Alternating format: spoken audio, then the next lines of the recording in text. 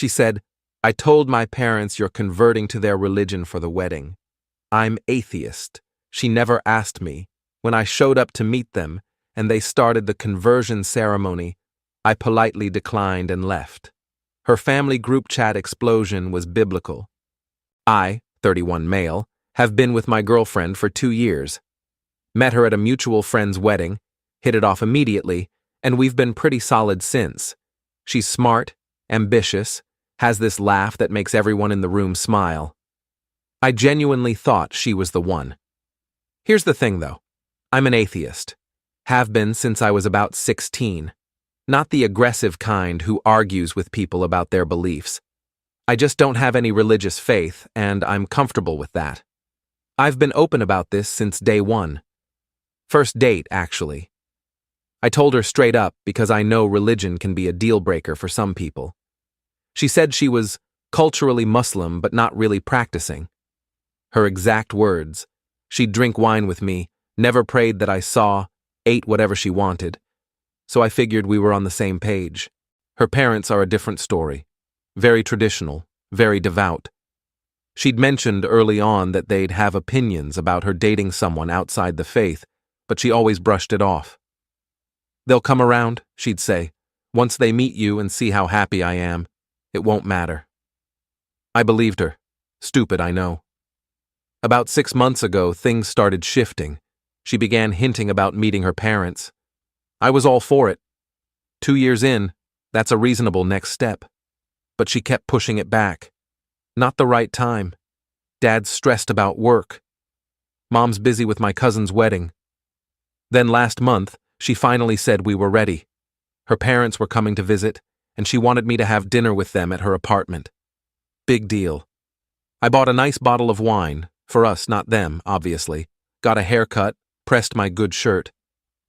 The day before the dinner, she sat me down looking nervous. "So, I need to tell you something about tomorrow." My stomach dropped. Never a good opener. I may have told my parents something that isn't exactly true. Okay. I told them you're converting. To Islam, for me, for us to get married. I just stared at her, like genuinely couldn't process what she'd said. "You told them what?" "It's not a big deal. You just have to say some words, do a little ceremony thing, and then we can get married, and everyone's happy." I'm an atheist. You know this. I told you this on our first date. I know, but you don't actually believe in anything, right? So what does it matter if you say some words? It's just for my parents. You don't have to actually practice or anything. The audacity. The complete and utter audacity. You're asking me to lie about my fundamental beliefs to your entire family. It's not lying. It's just saying what they need to hear. Lots of people do this. My cousin's husband converted, and he's never been to a mosque since the wedding. Did your cousin's husband know about this plan beforehand? Did he agree to it? She went quiet. When did you tell them this? 3 months ago. 3 months. She'd been planning this ambush for 3 months. I told her I needed to think. She cried, said I was being dramatic, that this was such a small thing compared to our love. I went home that night with my head spinning. I didn't sleep much. Kept going back and forth. Part of me thought maybe she had a point. Did my atheism really matter that much if I didn't believe in anything anyway? But then I'd think about standing there, reciting religious declarations I didn't mean, lying to people's faces about who I am, and something in me just couldn't do it. The next morning, I decided to go to the dinner anyway, not to convert, but to see exactly what I was dealing with. I showed up at 6 p.m. Her parents were already there. Nice people, actually. Her dad shook my hand warmly, her mom hugged me. They seemed genuinely happy to meet me. Then they started setting up what was clearly some kind of ceremony. Candles, a prayer rug, her dad pulling out a Quran. My girlfriend looked at me with this expression, half pleading, half defiant, like she'd already decided this was happening whether I agreed or not. Her dad smiled at me. "We're so happy you've chosen to embrace the faith. This is a blessed day for our family." I looked at him. looked at her mom, who was beaming, looked at my girlfriend, who was biting her lip. "I'm sorry," I said quietly. "There's been a misunderstanding. I'm not converting." The silence was deafening. "What do you mean?" Her dad's smile was frozen. "I'm an atheist. I've always been an atheist. I was never going to convert. I wasn't told this was the plan until yesterday." Her mom gasped. Actually gasped, hand over her heart. My girlfriend started crying immediately. "Why are you doing this? You're ruining everything." "I'm not going to stand here and lie about my beliefs. I'm sorry this situation was misrepresented to you," I said to her parents. "I respect your faith, but I can't pretend to share it." Her dad's face had gone from warm to stone cold. "You've wasted our time, our daughter's time. You've humiliated us." "I didn't know about any of this until yesterday. I came here to meet you, not to convert." "Then why are you here?" Good question. I didn't have a great answer. "Because I love your daughter, but not enough to lie about who I am." I grabbed my jacket and walked out. Behind me, I could hear her mom wailing something in Arabic, her dad's voice raised, my girlfriend sobbing. Drove home in silence. No radio, no nothing. Just me and the sound of a 2-year relationship imploding. About an hour later, my phone started blowing up. Texts, calls, the works. My girlfriend had apparently added me to her family group chat at some point, without telling me, of course, and I got to watch in real time as her entire extended family discovered what happened. The messages were something. Her aunt. "He embarrassed the whole family. What kind of man does this?" Her cousin. "I told you not to date outside the faith. This is what happens." Her uncle. "Disrespectful kafir. Good riddance." Her mom. "My daughter deserves better than a godless man who can't even make a small sacrifice." Small sacrifice. Converting to a religion I don't believe in. Small. My girlfriend texted separately. "I can't believe you did this to me. You humiliated me in front of my entire family. I'll never forgive you." I typed back, "You set me up to participate in a religious ceremony without my consent. I'm not the one who lied here." She didn't respond. Removed myself from the group chat, muted her number, poured a bourbon, and sat in the dark. That was 3 days ago. Haven't heard from her directly since. Her younger sister texted me yesterday calling me a coward for not standing up for my girlfriend. The irony was lost on her, apparently. So yeah, 2 years, gone. Because she thought my beliefs didn't matter since they weren't religious ones. The thing that gets me is that she knew.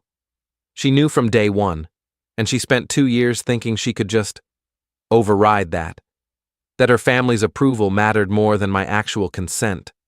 I'm not gonna lie, part of me wonders if I overreacted. Could I have just gone through with it to keep the peace? But then I think about spending the rest of my life with someone who thinks it's okay to make decisions like this for me. Nah, I made the right call. Update 1 week later. Didn't expect this to get so much attention. Thanks for the support, and the few people who told me I was an Islamophobic piece of garbage for not converting. Real nice. So, things escalated. The day after my original post, my girlfriend showed up at my apartment. No warning, just started pounding on the door at 8 a.m. on a Saturday. I opened it because I'm an idiot, and also because I hadn't had coffee yet. She looked rough, like she'd been crying for days. Part of me felt bad, a very small part. "We need to talk." "About what?" "You lied to your parents for 3 months and tried to trick me into a religious conversion." "I did it for US, so we could be together. Don't you get that?" "No, I really don't. You could have talked to me, asked me, but you didn't because you knew I'd say no." She pushed past me into the apartment, just walked right in like she still lived there. She'd stayed over plenty, but we never officially moved in together. Thank God. "My parents won't speak to me," she said, sitting on my couch. "My mom told me I've brought shame on the family. My dad said he's reconsidering paying for the rest of my master's degree. I'm sorry, but that's not my problem. You created this situation." "I created it? You could have just gone along with it. One ceremony. That's all I asked. You didn't ask. That's the entire point. You told your parents I was converting without ever asking if I would. Because I knew you'd be difficult about it. I actually laughed at that. Couldn't help it. Being difficult about someone trying to force me into a religion. Yeah, super unreasonable of me. She started crying again. This time with words mixed in about how I'd ruined her life, how her cousins were mocking her, how she'd never find someone her parents would approve of now. Then find someone your parents approve of, someone who's actually Muslim. I was never going to be that person. But I love you. Do you? Because it feels like you love the idea of me fitting into your life plan more than you love the actual me. That hit something. She went quiet. Then she said something that really got me. You're being so selfish. All you had to do was compromise. Compromise? A compromise is choosing a restaurant we both like. This was you asking me to lie about my identity for the rest of my life. That's not compromise. That's erasure. She didn't have a response to that. Just sat there crying quietly. Eventually, she asked if we could take a break and figure things out. I told her there was nothing to figure out. This was over. She left. Took some stuff she'd left at my place over the months. A hoodie, some books, a phone charger. Normal breakup stuff. Thought that would be the end of it. Narrator voice. It was not the end of it. Monday morning, I get to work, and my manager pulls me aside. Apparently, someone had emailed HR claiming I'd made discriminatory comments about Muslims. The email was anonymous, but included my full name and department. My blood went cold. I knew exactly who sent it. Thankfully, I have a pretty good relationship with my manager. I explained the situation, minus the personal details. Just said I'd had a bad breakup with someone from a Muslim family and suspected retaliation. HR took it seriously, but couldn't act without more information. They told me to document everything and let them know if anything else happened. The complaint was noted, but not acted on, since there was zero evidence. But it shook me. She actually tried to get me fired. Tuesday, her younger sister started texting me again, this time with a different approach. My sister made a mistake, but you're punishing her too harshly. She's in therapy now because of you. She's in therapy because she lied to her family and tried to force me into something I explicitly said no to. You don't understand our culture. Family is everything. She was trying to make everyone happy. She was trying to make everyone happy except me. You're not family. Exactly. Which is why I don't have to convert for them. She called me some choice names and I blocked her. Wednesday was when I found out about the lies she'd been spreading. A mutual friend, the one whose wedding we met at, texted me. Hey man, is it true you called her family a bunch of terrorists? What the hell? Apparently, my now ex had been telling people I'd gone on an Islamophobic rant at the dinner, that I'd insulted her parents' religion, mocked their beliefs, and stormed out after revealing my true colors. I was furious, actually shaking. I called my friend immediately. That is complete fabrication. I said, I'm not converting, I'm an atheist. This was misrepresented to you. That's it. I was polite. I left quietly. He believed me. Thank God we've been friends for 15 years, and he knows I'm not like that. She's been posting stuff too, he said. Nothing naming you directly, but quotes about wolves in sheep's clothing and men who pretend to accept you then reject your culture. I checked her social media. He was right. Vague posts painting herself as a victim of cultural rejection. The comments were full of sympathy, people calling me names without even knowing my name. The narrative she was building was clear. I was the bigot who couldn't accept her family, not the guy who was ambushed with a secret conversion ceremony. I documented everything, screenshots, dates, the HR complaint timing, sent it all to myself in an email with timestamps. My college roommate is a lawyer, and he'd told me once that documentation is everything. Thursday, I got a call from an unknown number. It was her dad. "You have embarrassed my family," he said without preamble. "My daughter has brought great shame, but you could have prevented this. A real man would have protected her honor, not thrown her to the wolves." "Sir, I respect your faith, but I was never told about this plan until the night before. Your daughter misled both of us. She was protecting you from difficult conversations. This is what women do for their families." She was protecting herself from hearing no. That's not the same thing. He hung up on me. Friday, I came home to find my car had been keyed. Big scratch running from the driver's door to the back panel. No proof of who did it, but the timing was suspicious as hell. I filed a police report. Officer took notes, asked about recent conflicts. I gave them the bare minimum about the breakup. They said without witnesses or camera footage, there wasn't much they could do. That scratch is going to cost me about $800 to fix. Not life-ruining, but another kick when I'm down. I've been staying with a friend this weekend. Just needed to get away from the apartment, clear my head. He's been great about it. Hasn't pushed me to talk, just hands me beers and puts on bad action movies. The thing is, I don't regret walking out of that dinner. Not for a second.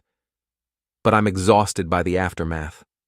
The lies, the harassment, the attempted career sabotage. All because I said no to something I was never asked about in the first place. Someone asked in my DMs if I'm going to take legal action. Honestly, I don't know yet. Right now, I just want this to stop. Update 2, 3 weeks later. Alright, final update because I think this chapter is finally closing. After my last post, things got worse before they got better.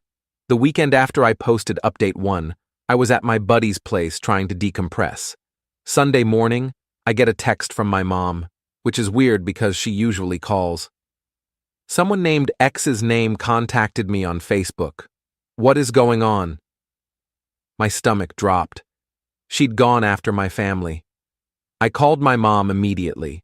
Turns out my ex had found her on social media and sent a long message about how I had deeply disrespected her family's culture and how she was concerned about the man I was raising. Said she thought I should know who my son really is. My mom, bless her, saw right through it. I told her I raised you to be honest and to stand up for yourself, and if that's disrespectful, then maybe she should look at her own actions. My ex did not like that response. Apparently sent a follow-up message calling my mom complicit in raising a bigot. Mom blocked her, but she was rattled. She's 64 and doesn't need this drama. That was my breaking point. I called my college roommate, the lawyer, told him everything. The HR complaint, the lies to friends, the keyed car, now contacting my mother. He went quiet for a minute. This is harassment. Clear pattern. You need to send a cease and desist. Will that actually do anything? Legally, it puts her on notice. If she continues, you have documented proof that she was warned. Makes any future legal action much easier. He drafted it pro bono because he's a good friend. The letter was beautiful, professional, factual, and absolutely devastating in its precision. Listed every incident with dates and evidence. Demanded immediate cessation of all contact with me, my family, and my employer. Warned of legal consequences, including potential civil action for defamation and harassment. We sent it certified mail to her apartment. The response was almost instant. Not from her, from her dad. He called me that evening, voice shaking with rage. You dare send lawyers after my daughter, after what you did to this family? What I did? I declined to convert to a religion I don't believe in. Everything that's happened since has been her choice. You have destroyed her reputation, her marriage prospects, her relationship with her family. She destroyed her own reputation by lying to everyone for 3 months and then lying again when the truth came out. A man takes responsibility. A man protects his woman. A man also doesn't appreciate being set up for an ambush conversion ceremony. And she's not my woman. She made sure of that. He threatened me, said he had connections, and could make my life very difficult. I stayed calm. Sir, I have documented every incident of harassment from your family. I have screenshots of messages, records of the HR complaint, and a police report for vandalism. If anything else happens, my attorney will be filing a civil suit naming everyone involved. Silence. Then he hung up. I was bluffing about naming everyone, but he didn't know that. 3 days later, my friend sent me a screenshot. My ex had posted publicly about healing from a toxic relationship and choosing peace over conflict. The comments were full of support, people praising her strength, her grace, her resilience. She'd repositioned herself as the victim who was moving on with dignity. No more vague accusations about me, just self-focused, healing content. The harassment stopped. The cease and desist worked, or at least the threat of legal action did. No more texts from her sister, no more calls from her dad, no more anonymous HR complaints. 2 weeks ago, I got the car fixed, $750 out of pocket. Insurance didn't cover it since I couldn't prove it wasn't random vandalism. It hurts, but I'm treating it as the cost of learning a very expensive lesson about who I was dating. The mutual friend who warned me about the social media stuff reached out last week, said our friend group had pretty much figured out the truth. Nobody who knows you believes you went on some Islamophobic rant, he said. That's just not who you are. A few of the friends I'd made through her have gone quiet. That's fine. They were her people first. I've got my own circle, and they've had my back through this entire mess. As for her, I heard through the grapevine that she's moved back in with her parents. The reconsidering her dad threatened about her tuition apparently happened. She's finishing her master's online now instead of in person. Her younger sister got engaged last month, and according to mutual friend networks, all the family attention has shifted there. She texted me once, about 10 days ago, despite the cease and desist. I hope you're happy. You got what you wanted. I lost everything. I didn't respond, showed it to my lawyer friend. He said it wasn't enough to escalate, but to save it just in case. Here's the thing. I'm not happy, not about any of this. 2 years of my life with someone who apparently saw me as a checkbox to fill in her family-approved life plan.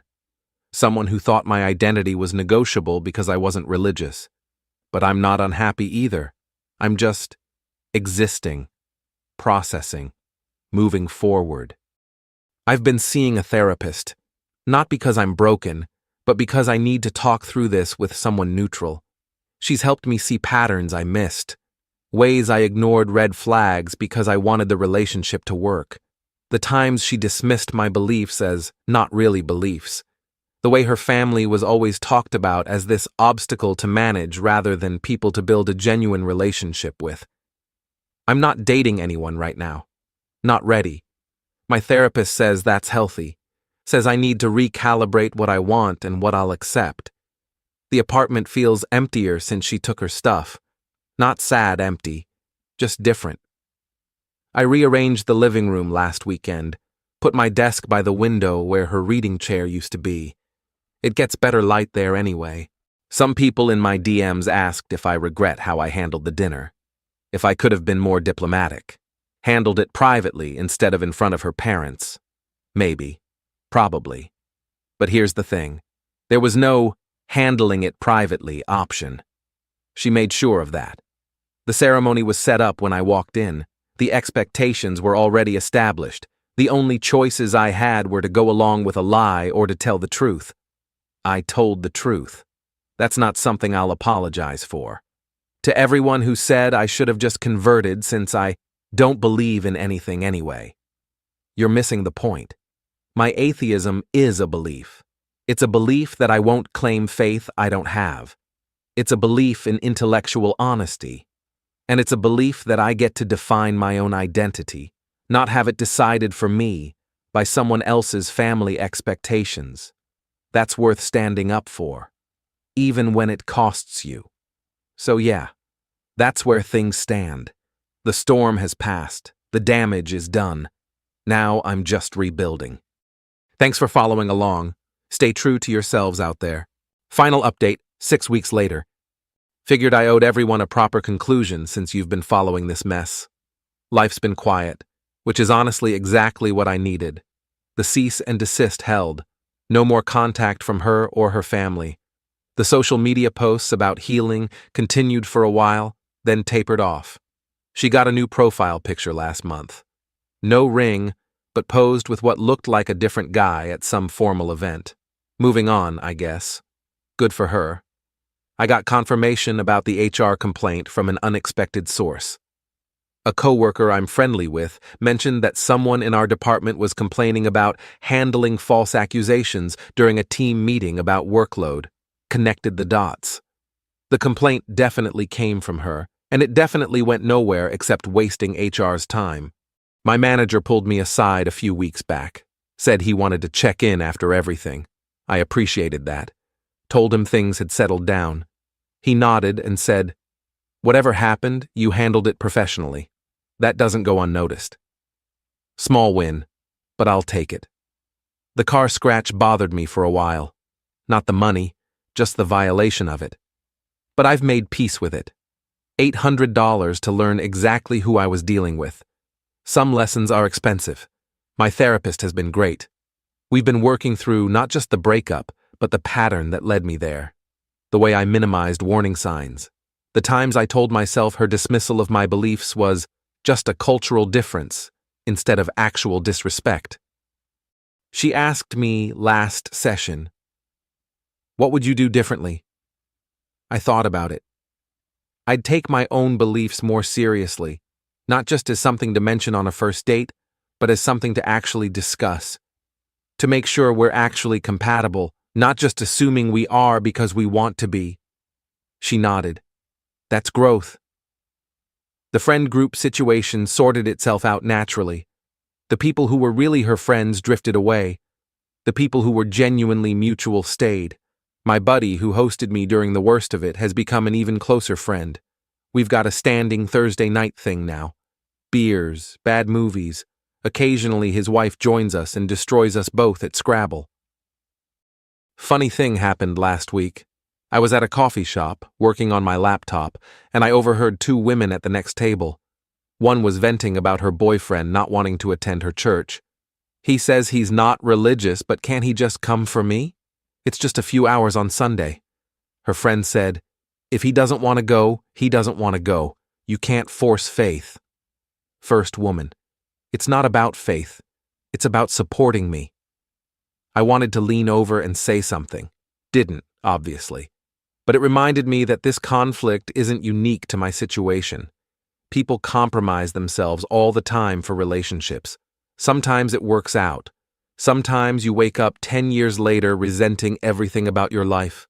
I chose not to be that person, and I'm okay with that choice. Still not dating. A few people have tried to set me up. Not ready yet. My therapist says I'll know when I am.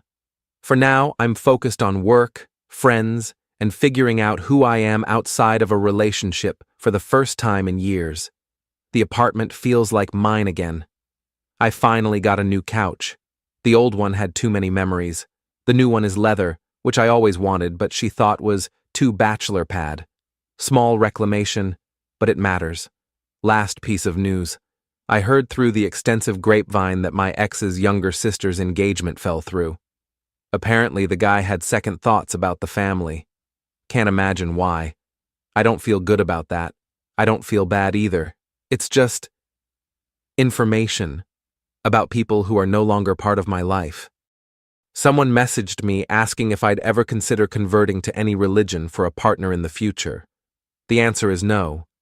Not because I think religion is bad or because I look down on believers, but because my lack of faith is as fundamental to who I am as someone else's faith is to them. Asking me to convert is asking me to be someone else, and I spent 2 years with someone who thought that was acceptable. Never again. If I meet someone religious in the future, the conversation will happen early. Not on the first date, but early. What does their faith mean to them? What would they need from a partner? Would they be okay with someone who doesn't share it? If the answers aren't compatible, we part as friends. No ambushes, no 3-month deception campaigns, just honesty. That's the standard now, for them and for me. So that's it. The saga of the ambush conversion ceremony. 2 years of relationship, 2 months of chaos, and the rest of my life to apply what I learned. To everyone who reached out with support, thank you. To the few who told me I was wrong for not just going along with it, I hope you never find yourself in a situation where someone asks you to lie about who you are for their convenience. It's a clarifying experience, but not a pleasant one. To my ex, if she's somehow reading this, I genuinely hope you find what you're looking for. Someone who shares your faith, meets your family's approval, and fits into the life you want. I wasn't that person, and you knew it from the start. The only mistake was thinking you could make me into him without asking. You couldn't, and that's okay, for both of us. As for me, I'm going to keep being exactly who I've always been. An atheist who respects others' beliefs while refusing to fake my own. A guy who learned the hard way that love isn't enough if respect isn't there too, and someone who now owns a really comfortable leather couch. Life goes on, and honestly, it's getting better. Thanks for listening, everyone. Take care of yourselves.